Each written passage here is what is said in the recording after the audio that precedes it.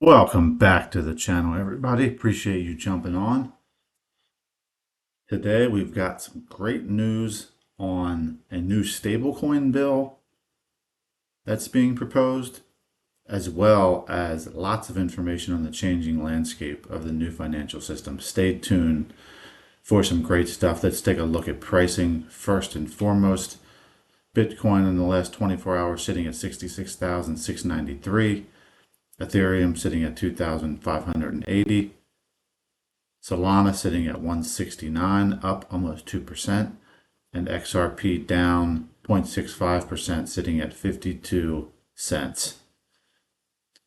Let's dive into some news on the new financial system, starting with Mr. Mann here. And he says the World Bank feels the necessity to update their plumbing, and they talk about this here in this video. Take a listen. It's a tremendous challenge for the next how many years? 80, 100, whatever. I won't be around to see those. Part of the evolution you have highlighted is the need to fix the plumbing at the World Bank. You discussed this at length last year, at our last meeting. How is the process going, Ajay? I've become very good using spanners and wrenches.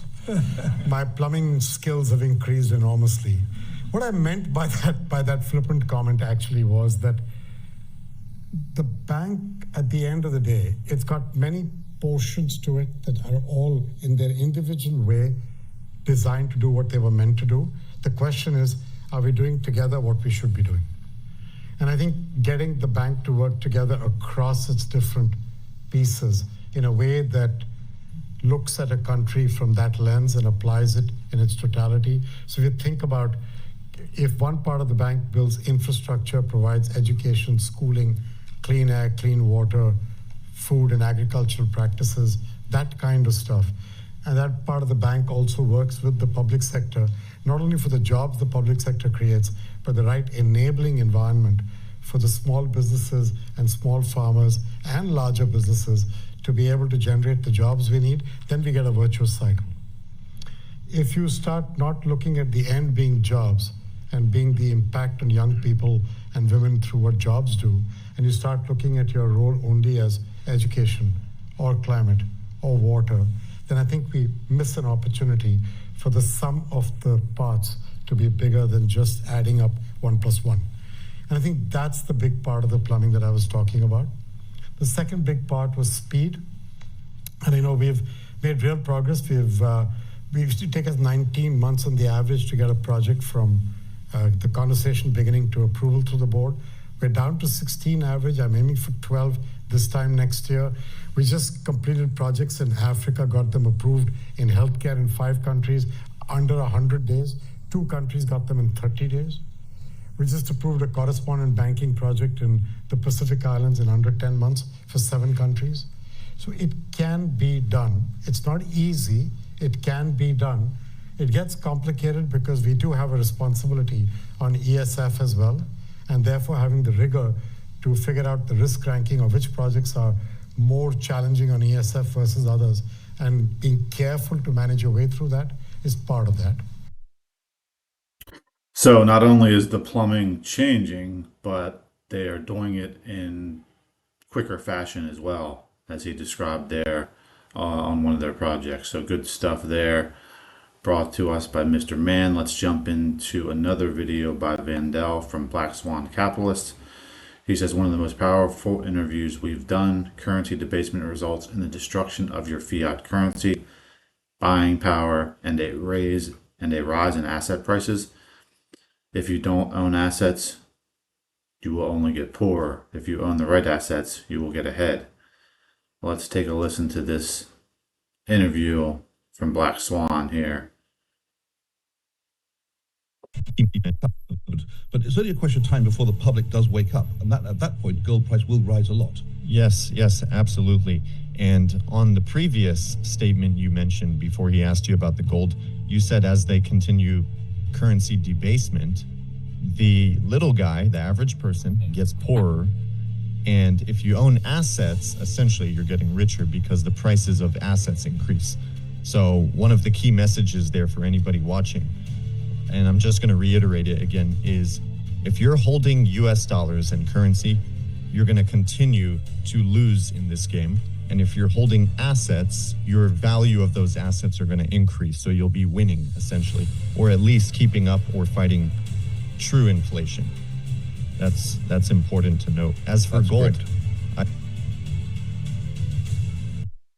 So key message there from Black Swan Capitalist: hold assets other than just fiat money in a bank account or under a mattress. Fiat currency is losing its value rapidly, so you're gonna want to own some assets. Let's move on to another one from Black Swan Capitalist, but this one from his brother Versan here. It says the new reserve currency system is already in place. For over a decade, Ripple has been laying the groundwork with XRP positioned to replace the dollar's reserve status, which will enable nations to bypass the dollar while still settling in USD through the new Ripple stablecoin RLUSD on the XRP ledger. This is one of my favorite interviews I've seen recently, so take a listen. BRICS Pay, which has no definition so far, which is similar to the M-Pay system that is already being implemented. But the IMF and the Bank of International Settlements are involved in it. M-Bridge, sorry. And BRICS wants to do BRICS Bridge based on the M-Bridge. But it has to be completely outside of the framework of the Bank of International Settlements or the IMF. Otherwise, you'll be reproducing a Western hegemony system. Same thing with the reform of the New Development Bank in Shanghai. I'll try to be diplomatic, but it's hard. Most experts know that the NDB is ineffective now because the statutes of the bank are based on the US dollar.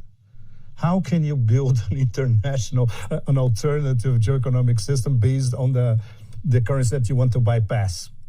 So this brings us to the discussion, a discussion that we had in Moscow this past week. A group of experts, parallel to BRICS, they were discussing the concept of a new reserve currency. But this has to start from scratch. That you have a set of experts that, and then this has to go to BRICS experts, and then has to go to the leaders. So, okay, how we're going to implement a new reserve currency from scratch. So that gives an idea to our audience of the complexity of what's being discussed for months, in fact. So at the end there, he said very complex. Obviously it is. Ripple has been working internationally with these folks for years, 10 years.